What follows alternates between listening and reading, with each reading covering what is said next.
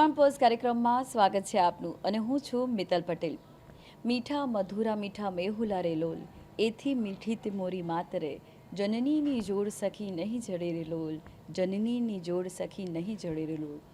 મિત્રો, જ્યારે ઈશ્વરે સર્જન બનાવ્યું હશે સૃષ્ટિનું, ત્યારે સૌથી ઊંચો સંબંધ માનો રાખ્યો હશે, કારણ કે માં એક એવી વ્યક્તિ છે કે હંમેશા પોતાના સંતાન માટે પોતાનું આયખું વહેરી દેતી હોય છે, પોતાનું આયખું ન્યોછાવર કરી દેતી હોય છે।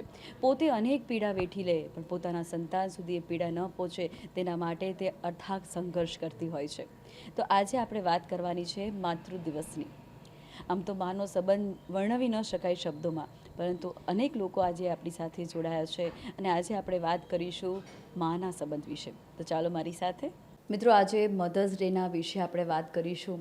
આમ તો દરેક વ્યક્તિનો જે ગર્ભનાળ છે પોતાની મા સાથે જોડાયેલો હોય અને માની જો યાદ કરો તો આપણને આખું બાળપણ યાદ આવી જાય, આપણી યુવાની યાદ આવી જાય, અને જ્યારે મા હયાત ના હોય તો એ જ યાદો આપણને હંમેશા જીવંત રાખે છે।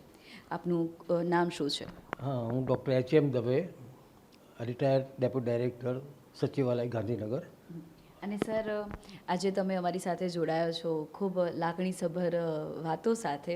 તો તમારી માતાને જો યાદ કરીએ તો તમને શું શું યાદ આવે છે?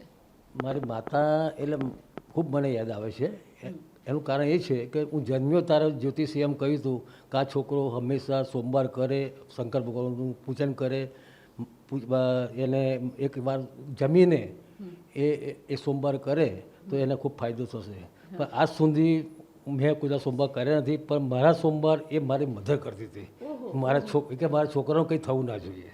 એટલે આપણને એમ થાય કે મને અત્યારે લાગણી એ જ થાય છે કે મધરે કેટલું આપણો ભોગ આપ્યો છે। અને મારા મધર, હું રિટાયર્ડ થયો પછી ગુજરી ગયા 1 વર્ષ પછી, ત્યાં સુધી એમણે સોમવાર કર્યા હતા। અચ્છા, તમારા સોમવાર તેમને કરે? સોમવાર એમને કરે એટલે મધરનું તો હવે શું કહેવું મારે, આટલું બહુ જ છે એના માટે। છતાં પણ આપણા જે સંસ્કારો પ્રમાણે મારા મધરે અમને જે સંસ્કાર આપ્યા અને જે શિખામણો આપી, એ નાનપણથી કપડાં કઈ રીતના વારવા, ગોદડા કઈ રીતના વારવા, એ બધું અમને શીખવ્યું અને ખાવા કરતાં શીખવ્યું, અને એ અત્યારે કામ લાગ્યું છે। અને એના કારણે અમે આ પોસ્ટ ઉપરથી પણ રિટાયર થયા પછી પણ અમે યાદ કરીએ છીએ કે ખરેખર એમને માતા એ માતા છે, મધર એને કહેવાય છે ને કે આપણે મા એ મા, બાકીના બધા વગડાના વાહ। ખરેખર સાચું છે। એમનું જે હૃદય હતું એ દરિયા જેવું હતું, મન બહુ મોટું હતું, અને ખૂબ એમને યાદ કરીએ છીએ। અને આપણા શાસ્ત્રમાં પણ લખ્યું છે જનની જન્મભૂમિ છે સ્વર્ગાત અપી ગરીયસી। દરેક માણસને 2 માતા હોય છે, એક જન્મ દેનારી માતા અને બીજી એની જન્મભૂમિ। એ બંને જણાનું મહત્ત્વ સ્વર્ગથી પણ વધારે છે, એમ આપણા શાસ્ત્રકારો અને ઋષિમુનિઓ કહેલું છે કે ભાઈ માતાનું સ્થાન તો આપણા જીવનમાં હંમેશા અનેરું હોય છે।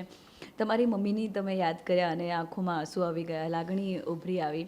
અને જ્યારે તમે એક ડૉક્ટર તમે હાલ છો, અત્યારે રિટાયર્ડ છો, જ્યારે તમે એક સારા પોસ્ટ પર હતા ત્યારે માતાની લાગણી કેવી હતી ને કેવી લાગણીસભર વાતો તમારી સાથે કરતા હતા? તેમને કયા પ્રકારનું ધ્યાન રાખતા હતા? તમારું કેટલું ધ્યાન રાખતા અને તમે કેટલું ધ્યાન રાખતા તમે માતાનું? મારા ફાધર ગુજરી ગયા પછી મારા મધર મારી સાથે 30 વર્ષ રહ્યા, અને એમને મેં ખૂબ સારી રીતે સાચવ્યા। અને હું જ્યારે બહાર જાઉં ત્યારે એમને પગે લાગી જ જતો હતો, અને એ કહેતો હતો ભાઈ તું પાછું જલ્દી આવજે। એટલે અંકલને માતા યાદ આવી ગઈ, અને મા હંમેશા દિલમાં હોય છે, ખૂણામાં હોય છે, અને ક્યારેય તે ભૂલાતા નથી। માતાનું સ્થાન હંમેશા અનેરું હોય છે। અને તમારા જીવનમાં તમે જેમ જેમ આગળ વધતા ગયા તો માતાના આશીર્વાદ કેટલા તમને ફળતા રહ્યા? અમે જે આગળ વધ્યા છીએ એમાં માતાના આશીર્વાદ તો હોય જ। અમે જ્યારે બહાર જઈએ ત્યારે કહેતા કે બેટા તું માતાના પગે લાગ, ભગવાનના ફોટાના પગે લાગ, પણ હું એમને પગે લાગતો હતો અને માતાજીને પગે લાગતો હતો। એટલે ખરેખર માતાના આશીર્વાદથી જ અમે આટલા આગળ વધ્યા છીએ, અને આજે 75 વર્ષે પણ અમે એમના આશીર્વાદથી શાંતિથી જીવી રહ્યા છીએ।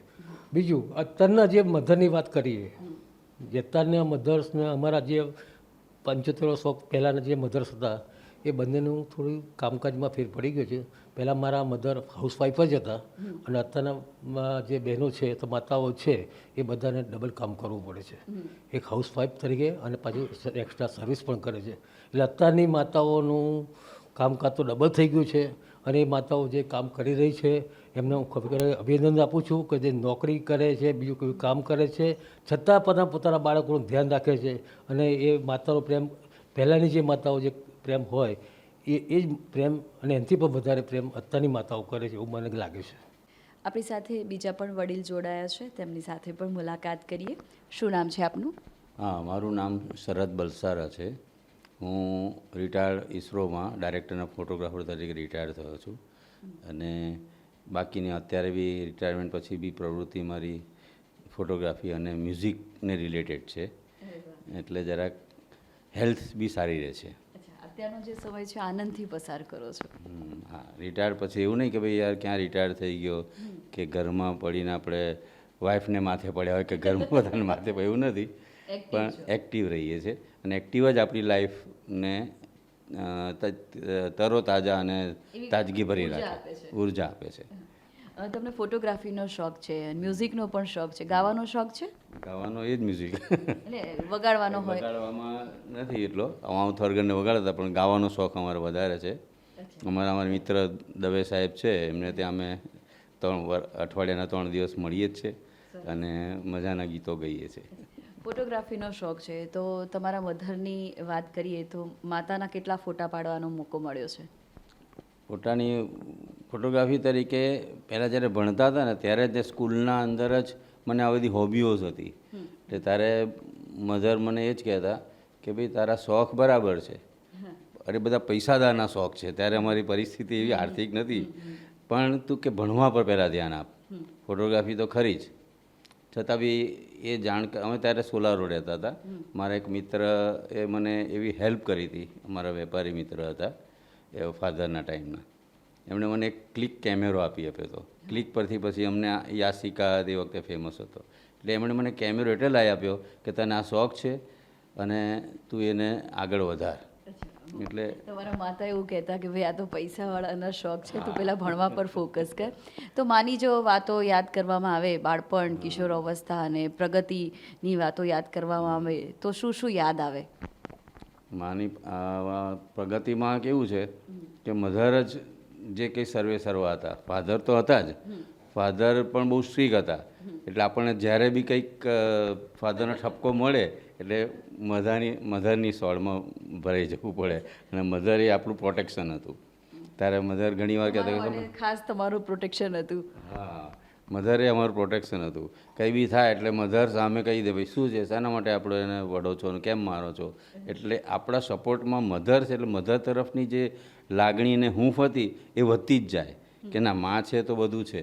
બાકી મધર ના હોત તો આમ થાત, મધર ના હોત તો આમ થાત. ખાવાની રીતે દ્રષ્ટિ નાનપણમાં હતા એટલે ખાવાના રીતે બી મધરના ઉપયોગમાં અમે આવતા હતા. એટલે મધરે પણ છે ને કે માનો સાડલો જાય એટલે આપણને ચારે દિશાના વાયરા વાય. હા, સાચી વાત છે. એ કહેવતની સાથે મને બી એક વાત યાદ આવે છે કે ભાઈ કહેવત તો માતે માં બીજા વગડાના વાહ. એટલે મધર હતા તો જ બધું હતું અને મધરને લીધે જ હવે અત્યારે આ બધું યંગસ્ટાર્સ ફેશનોમાં કાઢે છે કે મધર્સ ડે અને કંઈ બી એમ કે રોઝ ડે ને આ બધા ડેનો જમાનો આવી ગયો છે. પણ આ બધા જમાનામાં મધર્સ ડે તો મધર જ છે, એ પહેલેથી છે, એનો ડે હોય નહીં, એ આજીવન હોય. આપણી સાથે બીજા વડીલ પણ જોડાયા છે, તેમની સાથે પણ આપણે મુલાકાત કરીએ. આપનું નામ શું છે? પરેશ દવે. હું રિટાયર્ડ ગવર્મેન્ટ ઓફિસર છું ગાંધીનગરથી. અને હાલ શું કરો છો? હાલ શું અત્યારે મારું સંગીતના પ્રોગ્રામ્સ ચાલે છે અને જુદા જુદા મિત્રોમાં હું 2-3 ક્લબો પણ ચલાવું છું. આ રીતે I am enjoying my retired life. Music સાથે રહીને આનંદ કરી રહ્યા છો જીવનમાં. અને આજે અમે વાત કરવાના છીએ માતા દિવસની, માતૃ દિવસની. આમ તો આ દિવસની વાત ના હોય કારણ કે આપણું આખું જ હંમેશા સમર્પિત હોય માના ચરણોમાં. અને તમારી માતાને જો યાદ કરીએ તો શું શું યાદ આવે? સૌથી પહેલાં મારું મધરનું ડિસિપ્લિન યાદ આવે છે. એટલા બધા કડક હતા કે એના કારણે હાલના તબક્કે અમારું બધું જ ડિસિપ્લિન એના કારણે જ છે. નાનપણની અંદર 4 ભાઈ ને 3 બહેનો હતા, પણ આખા કુટુંબનું ભરણ પોષણ કરવું ઓછા પગારમાં પણ એ મધરને આવડતું હતું. કોઈ દિવસ અમે નાસ્તા નથી કર્યા, પણ રાઈટ ટાઈમે જમવાનું બનાવે અને સ્કૂલે જઈને પાછા આવીએ ત્યારે પાછું અમારું જમવાનું તૈયાર જ હોય. એટલે નાસ્તા અમારે ત્યાં ભાગ્યે જ અમે કરેલા છે. આ એમની કડકાઈ અને આ એમની સિમ્પ્લિસિટીને કારણે અમારું આખું લાઈફ બહુ સરસ ને સુંદર રીતે ગયું છે. ડિસિપ્લિન તમે માતા પાસેથી શીખ્યા, તો એ ડિસિપ્લિન આ ઉંમર પર કેટલી ફાયદાકારક નીવડી રહી છે? અત્યારે આ ઉંમરમાં એવું છે કે હું કોઈ દિવસ મારા જ્યારે પણ કોઈ પણ પ્રોગ્રામ હોય, ઇવન ઇફ હું જ્યારે ઓફિસમાં મેં 58 વર્ષ ગવર્મેન્ટમાં જોબ કરી ત્યારે હું ભાગ્યે જ લેટ પડેલો છું. રાઈટ ટાઈમ પહોંચવાનું, રાઈટ ટાઈમ આવવાનું ચિંતા નહીં, પણ દરેક જગ્યાએ ટાઈમસર જ પહોંચવાનું અને નહીં તો મેસેજ તો મૂકવાનો. આ મારી મધરના કારણે હું શીખી ગયેલો છું. શિસ્તતા જીવનમાં ખૂબ ઉપયોગી હોય છે અને જે હંમેશા તમને ઘર પરિવારમાંથી જ શીખવા મળતી હોય છે અને મા પાસેથી તો જે શીખ્યા એટલું આપણને ઓછું પડતું હોય છે. આપણે શાસ્ત્રોની વાત કરીએ તો માનું સ્થાન શાસ્ત્રોમાં ક્યાં ક્યાં દર્શાવ્યું છે? આપને ખ્યાલ હોય તો મહાભારતનું જ્યારે યુદ્ધ થયું ત્યારે ભીષ્મ પિતા બાણશૈયા ઉપર ઊભા સૂતા હતા, ત્યારે 18મા દિવસે યુધિષ્ઠિર એમને મળવા જાય છે અને યુધિષ્ઠિર પૂછે છે કે તમારે આ જીવનની અંદર સર્વશ્રેષ્ઠ વસ્તુ કઈ કહેવાય તમારા હિસાબે? તો ભીષ્મ પિતા સૂતા સૂતા કહે છે કે મારી તો ગંગા મા હતા, મારી જોડે એમને તો મને નાનપણથી જ એમને ત્યજી દીધેલો, પણ માનું જે પાત્ર છે એ જીવનમાં ક્યાંય તમને નહીં ચડે. એટલે મા ધર્મની દ્રષ્ટિએ પણ શ્રેષ્ઠ છે. તમે મંદિર નહીં જાઓ તો ચાલશે, માને જો પગે લાગશો તો આખી દુનિયા તમે તરી જશો, એવું આ યુધિષ્ઠિરનું કહેવું હતું. યુધિષ્ઠિરને ભીષ્મ પિતાએ મહાભારતના યુદ્ધ વખતે કહેલું. બીજો હું તમને એક દાખલો આપું મા વિશેનો. હું પરદેશની વાત કરું છું. પરદેશની અંદર એક નાના ગામડામાં સ્કૂલમાં છોકરો બરાબર ભણતો નહીં હોય તો એના પ્રિન્સિપાલે એને કવર આપ્યું કે આ જઈને તારા મધરને આપજે અને કાલથી તું સ્કૂલમાં ના આવતો. એ છોકરો લઈને એના મધરને આપે છે કે લે આ કાગળ વાંચ, આ શું લખ્યું છે? એના મધર વાંચે છે તો મધર એ વખતે એવું કહે છે કે તારા પ્રિન્સિપાલ એવું લખે છે કે તું અહીંયા એટલું બધું હોશિયાર ને ભણતરમાં બહુ જોરદાર છું ને, આ સ્કૂલ તારા માટે કામ નહીં લાગે અને સ્કૂલ બીજી છોડાવી દો અને અહીંયાથી તમે બીજી સ્કૂલમાં એને મૂકો. એના મધર પહેલાં તો ગામડામાં નાના ગામોમાં જુદી જગ્યાએ હતા, એના મધર બીજા ગામમાં ગયા. એ છોકરો ત્યાં ભણ્યો, મોટો થયો અને જ્યારે મોટો થયો મધર એક્સપાયર થઈ ગયા, પણ એનો જે સામાનમાં એ કાગળ અકબંધ હતો. પ્રિન્સિપાલે એવું લખ્યું હતું કે આ છોકરો તમારા ભણવામાં ડફોળ છે અને કોઈ પણ જાતના કામમાંનો નથી. પણ જ્યારે દુનિયાને ખબર પડી ત્યારે આઇન્સ્ટાઈન, ડૉક્ટર આઇન્સ્ટાઈન પોતે, એટલે આઇન્સ્ટાઈનનું જીવન આ રીતે એમણે કે ભાઈ એક પ્રિન્સિપાલે કાઢી મૂક્યો એને, પણ બીજી જગ્યાએ જઈને એને એમ થયું કે એની માએ એવું બતાવ્યું કે તું હોશિયાર છું, બીજી જગ્યાએ જઈને વધારે ભણ એમ. એટલે ત્યારથી એ વધારે ભણવા માંડ્યો ને આપણને એક સારો વૈજ્ઞાનિક મળે છે. શું નામ છે આપનું? મારું નામ નિરંજના રાવલ છે. અને હાલ શું કરો છો આપ? હાલ હું હાઉસવાઈફ છું. હાઉસવાઈફ તો સ્ત્રી હંમેશા કહી દેતી હોય છે કે હું હાઉસવાઈફ છું, પરંતુ તેની પાછળનો જે સંઘર્ષ હોય છે, આખું પોતાના પરિવાર માટે ન્યોછાવર કરી દે છે અને ફક્ત કહે છે કે હું હાઉસવાઈફ છું, હું ઘર સંભાળું છું. પરંતુ એ ઘર સંભાળવા પાછળ કેટલી લાગણીઓ, કેટલી મહેનત જોડાયેલી હોય છે. પેટમાં દુખતું હોય કે માથું દુખતું હોય કે તાવ આવ્યો હોય કે કોઈ પણ બીમારી હોય, પરંતુ પોતાનું સંતાન ભૂખ્યું ન રહે, પોતાના પરિવારજનો ભૂખ્યા ન રહે, કામ ન રહી જાય, તેના માટે હંમેશા કામ કરતી રહેતી સ્ત્રી એટલે હાઉસવાઈફ. આંટી, જો યાદ કરવામાં આવે, તમારી મમ્મીને યાદ કરવામાં આવે તો શું યાદ આવે? માતાના જીવનમાંથી શું યાદ આવે? મારી મમ્મીને 4 દીકરીઓ હતી અને 1 દીકરો હતો. એમાં હું સૌથી મોટી છું. એટલે મારી મમ્મીના બધા સંસ્કાર મને આવ્યા છે, બધી ટેવો, આદતો, બધું જ મારામાં આવ્યું છે. એમને જે તકલીફો હતી, જે હતું એ બધું જ મારામાં આવી ગયું છે. એટલે મમ્મીને યાદ કરીને તો ખૂબ જ દુઃખ થાય છે. મમ્મી એ માં હતી મારી. તો શું યાદ આવે એમ? કયા ક્વોલિટીઝ કઈ હતી માની અંદર કે જે તમને એમ થાય કે તમારામાં આવી છે? કઈ ક્વોલિટીઝ હતી? મારી મમ્મીને હું સૌથી મોટી હતી એટલે ગમે તે એમને તકલીફ થાય, મારા ભાભી હતા, ભાભી જોડે કંઈ માથાકૂટ થઈ કંઈ હોય તો તરત મમ્મી એમ જ કે મોટીને આવવા દે. હું ગમે ત્યાં કંઈ હોય ને તેમ જ કે મોટીને આવવા દે, પછી એનો રસ્તો કરીશું કે મોટી આવે ને પછી જ આપણે આની વાત કરીશું કે. થોડી ધીરજ હતી કે ભાઈ મારી દીકરી આવે પછી આપણે વાતચીત કરીશું. કરશે, હા. કોઈ રસ્તો મોટી આવે ને એટલે બધા ભેગા થઈને રસ્તો કરીએ એનો એમ. પછી તમારી ઉપર ખૂબ એટલી લાગણી બહુ જ હતી લાગણી. અને તમે મોટા છો અને તમારા પાછળ પણ બહેનો છે, તો એની પણ જવાબદારી તમારા ઉપર આવી ગઈ હશે જ્યારે માં ગયા હશે ત્યારે દુનિયામાંથી. માં તો હમણાં જ ગયા, હજુ 3-4 વર્ષ જ થયા, ત્યાં સુધી મમ્મી તો હતા. જવાબદારી અત્યારે તમારા ઉપર બહેનોને સાચવવાની. બહેનો બધી વેલ સેટ છે એટલે બહેનોને કોઈ તકલીફ છે નહીં.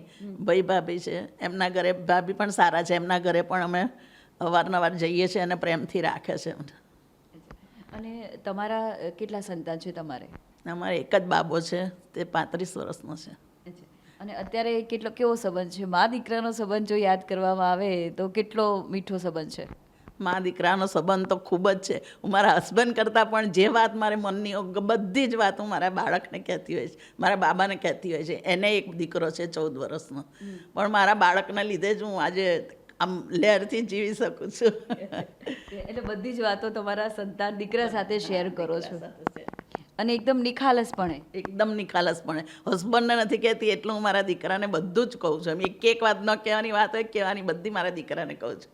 એટલે મિત્ર ભર્યા સંબંધ પણ રાખવા જોઈએ. સંતાનો જેમ જેમ મોટા થાય તેમ તેમ એક સંબંધ કેળવવો પડે. અત્યારના સમય બદલાઈ ગયો છે. પહેલાં તો માતા પિતા સાથે વાત કરતાં પણ સંકોચ હતો કે ભાઈ આ મર્યાદા ન છોડવી જોઈએ, પરંતુ અત્યારનો સમય બદલાઈ ગયો છે એટલે માતા પિતાએ પણ પોતાના સંતાનના મિત્ર બનવું પડે છે, તેના નજીક જવું પડે છે, તેની લાગણીઓને પણ સમજવી પડે છે અને તેને પણ ક્યાં મઠારવો, કેવી રીતે મઠારવો એ પણ એને શીખવું પડતું હોય છે. અને વર્તમાન સમયની વાત કરીએ તો વૃદ્ધાશ્રમમાં જ્યારે માતાને મુલાકાત કરીએ, પિતાઓની મુલાકાત કરીએ ત્યારે થોડુંક દુઃખ થઈ જતું હોય છે, તો તમે શું મેસેજ આપવા માગશો? હા, કોઈ પણ દીકરાએ મા બાપને કોઈ દિવસ વૃદ્ધાશ્રમમાં મૂકવાનો વિચાર પણ ન કરવો જોઈએ. જેમ આપણા મા બાપ છે, જેમ મા બાપને આપણે દુઃખી કરીએ એમ આપણા બાળકો પણ આપણને દુઃખી કરવાના જ છે. જેવું જોશે એવું બાળકો શીખવાના જ છે. તેથી વૃદ્ધાશ્રમમાં કોઈ દિવસ માતા પિતાને મૂકવા જોઈએ નહીં. માતા પિતાનું ખૂબ જ ધ્યાન રાખવું જોઈએ. શું નામ છે આપનું? જાગૃતિબેન. અને જાગૃતિબેન, તમારા દીકરા 2 છે અને બંને ફોરેન સેટલ છે? ફોરેન એક અહીંયા બોપલમાં છે અને એક ફોરેન છે. અચ્છા. અને નાનો ચાર્ટર્ડ એકાઉન્ટન્ટ છે, એ અત્યારે કેનેડા છે. અચ્છા, તો દીકરાઓને કેવી રીતે યાદ કરો છો? કેટલો સમય ફોન પર હોવ છો દીકરાઓને? કેટલું પૂછો છો શું જમ્યું ને ક્યાં ગયો તો ને શું કર્યું? દીકરાઓને રસોઈ બનાવતા શીખવાડી છે, કારણ કે એ લોકોને કંઈ સિંગાપુરમાં કે એમાં એકલા રહેતા હોય તો રૂમ પાર્ટનર હોય પણ રસોઈ ના આવડતી હોય તો જમવાની તકલીફ પડે. એટલે ચોપડો લખીને બધું શીખવાડ્યું છે કે તું આ કરજે. ભણવામાં એટલું એ છે ને, ભણે તારે એવું કે મમ્મી તું મારા માટે આટલી ખારી પૂરી કરું ને ત્યાં સુધી મારે 2 ચેપ્ટર પતી જશે. એવું બધું શીખ્યું છે તમારા દીકરાઓને પણ વર્તમાન સમયમાં ઘણું બધું શીખવાની જરૂર છે કે અત્યારનો જે સમય છે સિંગલ ચાઇલ્ડ હોય છે, તો તમારા બાળક જ્યારે બહાર ફોરેન સેટલ થતા હોય તો રસોઈથી માંડીને તમામ વસ્તુ તેને શીખવવી જરૂરી છે. તમે શીખવી છે? શીખવી છે. તો અત્યારે કેટલા કોન્ટેક્ટમાં કેટલા છો? કોન્ટેક્ટ તો ગાઢ છે. હા, કેટલો સમય સંપર્કમાં રહો છો? ક્યારે ફોન કરવાનું થાય છે? રોજે? રોજે. મોટો છે તો દરરોજે ફોન કરે છે, પૂછે છે. ડૉક્ટર છે એટલે પૂછે છે કે મમ્મી તારી તબિયત સારી રાખજે. આપણી જોડે પૈસો તો બહુ છે, પૈસાની કોઈ જરૂર નથી. એટલે પછી મેં મ્યુઝિકમાં જ જંપલાવી દીધું કે અઠવાડિયામાં 3 દિવસ મ્યુઝિક કરીશું તો પછી આપણે બીમાર નહીં પડી શકીએ. તો મિત્રો, માનું જે પાત્ર છે એ હંમેશા સંતાનો માટે એને આગળ ધપાવવા માટે તત્પર રહેતું હોય છે. માં આખું આયખું રોપી દેતું હોય છે પોતાના સંતાનની પ્રગતિ માટે. અમૃત ભરેલું અંતર એનું, સાગર જેવું મન. આ મા માટે આટલું વાક્ય પૂરતું છે. એ સિવાય એક અગત્યનું વાક્ય કે ગોળ વિના મોળો કંસાર અને મા વિના સૂનો સંસાર. વાંચી તારા દુખડા માડી, ભીની થઈ મારી આખડી આખી. મા કહેતા મુખડું ભરાય છે અને હૈયું છલકાય છે. મધર્સ ડે માટે પહેલાં તો હું એ વ્યક્તિનો આભાર માનીશ કે જેણે આ પંક્તિ લખી છે કે મા એ મા, બીજા બધા વગડાના વા, બીજા બધા વગડાના વા. પછી મધર્સ ડે એ આપણી ભારતીય સંસ્કૃતિ નથી. તે આપણા ત્યાં તો બધા એક છત નીચે એક સાથે આ જીવન રહેતા હોય છે, પરંતુ વિદેશમાં મધર્સ ડેનું ખૂબ જ મહત્ત્વ છે. વિદેશમાં મધર્સ ડે ફક્ત એક દિવસ યાદ કરવાનો દિવસ નથી, તે માનો આભાર માનવાનો સુંદર અવસર છે. માં આપણને ફક્ત જીવન નથી આપતી, માં આપણને સંસ્કાર, પ્રેમ અને જીવન જીવવાની કળા શીખવાડે છે. માં એ આપણો સૌથી મોટો ગુરુ છે. માં એક સાચો મિત્ર છે. માને સુંદર સુંદર મોટી મોટી ભેટોની કોઈ જરૂર નથી હોતી. માને ખાલી આપણા પ્રેમ ભર્યા બે શબ્દ અને આપણા ટાઈમની જરૂર હોય છે. એ જ એના માટે મોટી ભેટ સોખાદ હોય છે. માં આપણા પોતાના આપણા સપનાઓને સાકાર કરવા માટે પોતાની ઈચ્છાઓને મારીને પણ આપણી ઈચ્છાઓ પૂરી કરે છે. માં એ માં છે. માં જેવું બીજું કોઈ એની તુલ્ય આવતું નથી.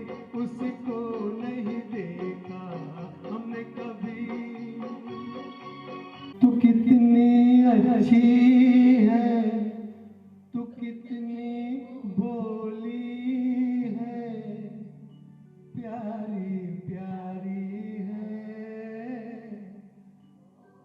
ओ माँ, ओ माँ मुझे अपने आंचल में छुपा ले, गले से लगा ले कि और मेरा कोई नहीं. माँ मुझे अपने आंचल में छुपा ले, गले से लगा ले कि और मेरा कोई नहीं. फिर न सताऊंगा कभी, पास बुला ले, गले से लगा ले कि और मेरा कोई नहीं, कि और मेरा कोई नहीं.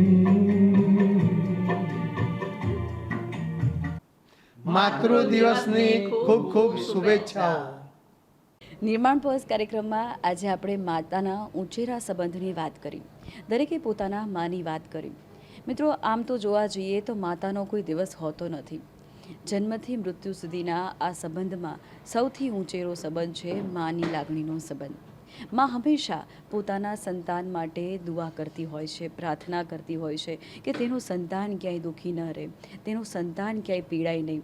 પોતે અથાગ પીડા વેચીને પોતાના સંતાનને પીડામાંથી મુક્ત કરતી હોય છે.